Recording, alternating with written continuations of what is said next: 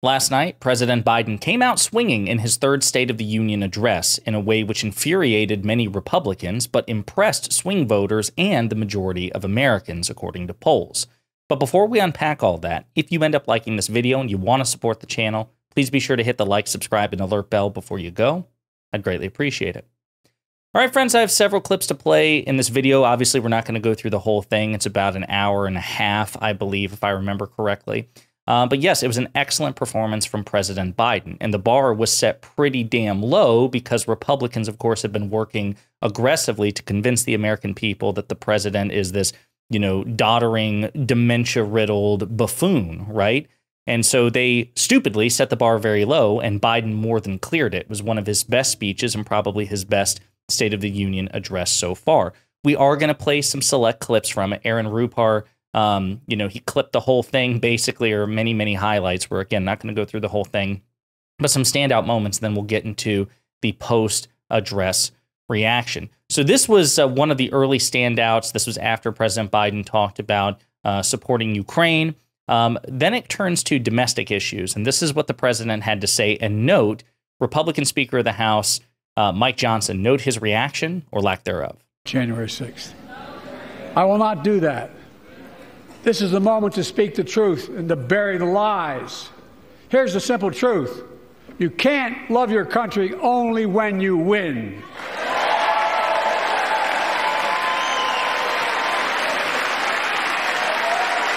So note that. Note how Vice President Harris and the Democrats stand, but the Republican Party won't. Now, that should be a relatively innocuous thing, that you can't just love your country only when you win elections. And yet it seems to be exactly what the Republican Party believes. The only time they love America, or at least claim to love America, is when they're in power. Another such example. It says absolutely no place. Let me back it up. And make clear political violence has absolutely no place in America, zero place.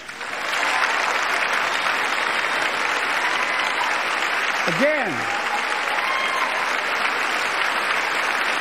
it's not hyperbole to suggest history is watching. We're watching. So again, even those assurances, the most they'll get from a Republican, from Speaker of the House Mike Johnson, is a tepid, sitting applause. But again, imagine if that sentiment had come from the mouth of Donald Trump. I imagine not only would Republicans have stood, obviously, but Democrats would as well. Let's see here. Some more clips. Oh, let me tell you. President Biden got a little feisty with respect to the Supreme Court of the United States. So something to keep in mind is the Supreme Court of the United States, I don't know if all of them do. This wasn't the case here. Not all 9 justices showed up. But Supreme Court justices usually make an appearance at the State of the Union address. They stand when the president enters, and then they stand at the end. But they don't, by tradition, applaud, because it would betray partisanship, even like we have no idea what the partisan split of the Supreme Court is, but I digress. Well, Biden took shots at the Supreme Court to their faces. They're sitting in the front row. He looked at them dead in their eye sockets, and this is what he had to say. Women are not without electoral power. Electoral or political power. You're about to realize just how much you're right about that.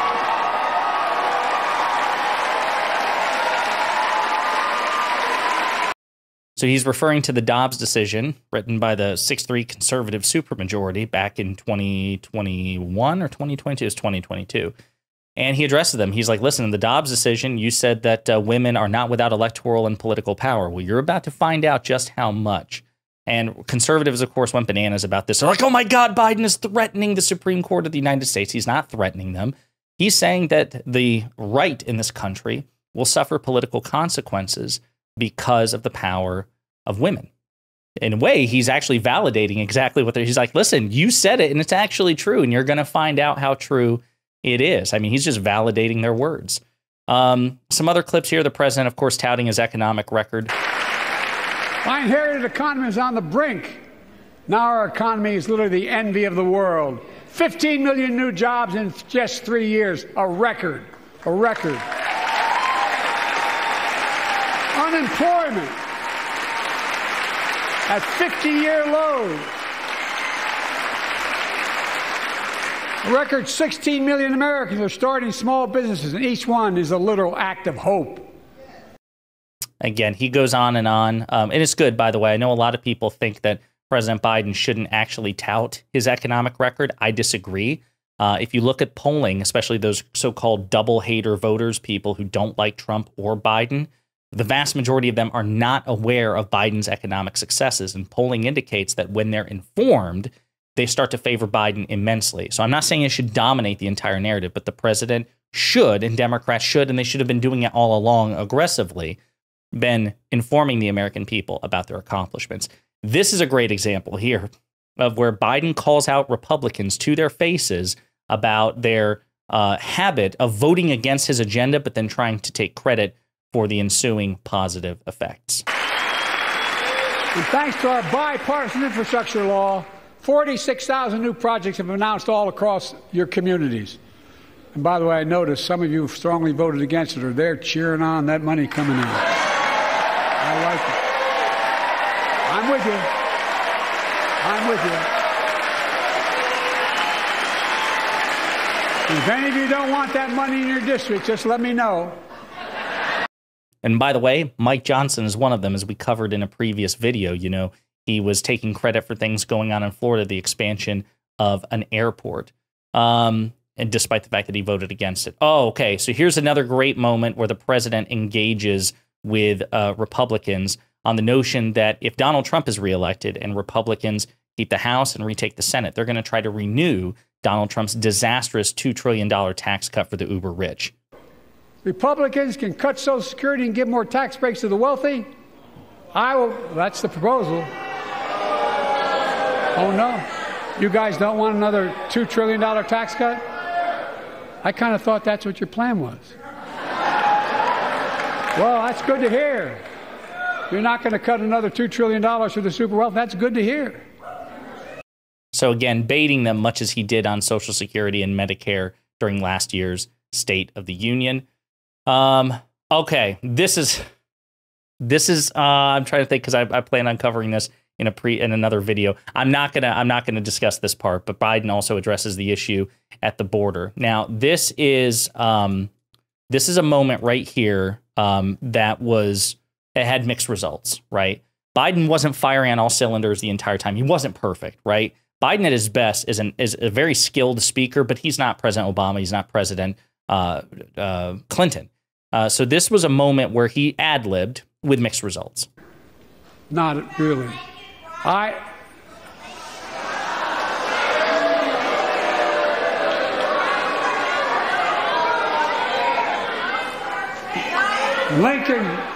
Lincoln Riley, an innocent young woman who was killed by an illegal. That's right. But how many of thousands of people being killed by illegals? To her parents, I say, my heart goes out to you, having lost children myself. I understand. So the mixed result there in particular was his use of the word illegal, right? Now, that is a boomer expression. It's become outdated. Immigrant activists and humanitarians really discourage the use of that word. I totally get it. He kind of flubbed that part. But the sentiment where Marjorie Taylor Greene was trying to dare him and to goad him into addressing acknowledging Laken Riley, who's a person murdered allegedly by an undocumented immigrant, who, by the way, undocumented immigrants and immigrants in general commit crime at a lower rate than natural-born American citizens. That's something else which needs to be pointed out. Biden didn't ignore it. Biden actually said, you know what? Fine, I will acknowledge it. It does need to be acknowledged. And then he expressed empathy to her parents for her loss, and then went on to say that this is another reason why we need to have comprehensive immigration reform. So it was an ad lib, again, with mixed results because of the word illegal. But otherwise, I think that the sentiment was good and bold to say, you know what? I'm not going to let you control the narrative on this. You don't think that I'm bold enough to address this. Well, I am, because it does need to be addressed, but I'm also not going to let you shape the narrative about it. And so on and so forth. Biden also calls out Trump for his dangerous rhetoric when it comes to mass shootings. You know, Trump is like, you just got to get over it. Biden calls him out for it. And he, addresses the fact that he is trying to increase humanitarian aid in Gaza as well. Obviously, a lot of people will find that insufficient, and understandably so. Rashida Tlaib and I believe Cori Bush as well, were not too pleased with that because they don't think it goes far enough, and it's something that President Biden's going to have to address. But overall, I think the State of the Union went exceptionally well. And according to exit polling, a lot of Americans did too. 62% said they're going to move in the right direction. 38% said they're going to move the country in the wrong direction. But keep an eye on that 62%, because we also asked how people felt that way prior to the speech. And if you compare here, before the speech started, these speech watchers, only 45% said Biden's policy would move the U.S. in the right direction. With watching the speech, that went up from 45% to 62%. Again, sort of within the... So that's a very, very good, especially for a president who's right now is struggling with respect to popularity and the perception about his ability to manage the job. Also, additional polling as well. Dial participants had positive reaction towards last night's State of the Union as they were particularly moved on these perception of Biden. Stands up to corporations went from minus 46 to plus 37. Strong leader from minus 76 to minus 13 is up for the job of the president from minus 70 to minus 10. So they're starting to see movement, folks, in the right direction. This is very, very good. Republican strategist Sarah Longwell, she reacted as well on CNN after the fact. Again, this is a woman who's been a lifelong Republican operative trying to defeat Democrats, including Joe Biden. This is what she had to say. Sarah Longwell, you've talked to a lot of Republican voters and voters in general about what they expect from President Biden. And we were talking yesterday about how they had set the bar incredibly low. What is your view of how he performed last night and how it's going to be received by some of these voters? Well, you can tell how well he did by how annoyed Republicans are this morning and last night. Like, you could just see how upset they were. And I think, look, for a lot of voters, they think the stakes are incredibly high. And I think the fear has been that Joe Biden can't manage where the stakes are, like isn't good enough to take us through this moment.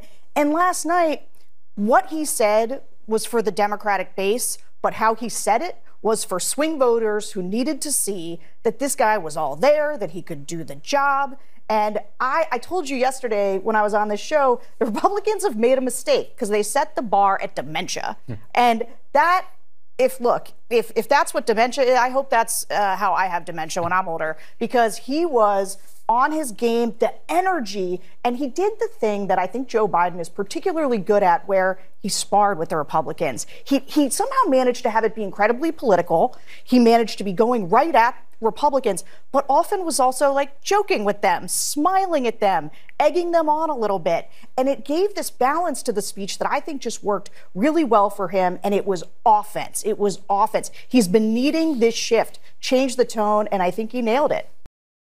I agree. I completely agree. The last clip I want to play here is from a swing voter in Michigan. This is what she had to say in the aftermath of the president's speech.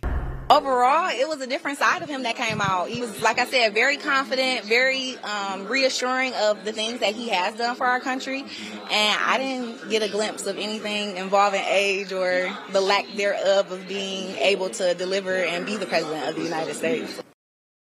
So we'll see if this manifests in a permanent change in the polls. I doubt it, because historically speaking, we've just never seen that, I think, with the exception of President Obama's first State of the Union in 2009. But regardless, this was a resounding success for the president. It infuriated a lot of Republicans, but again, they were inclined to be infuriated in the first place. We'll definitely be getting into the Republican response and the GOP's attempts to, rewrite history in terms of Biden's speech. So there will be a couple more videos about the president's State of the Union. Let me know what you think in the comments.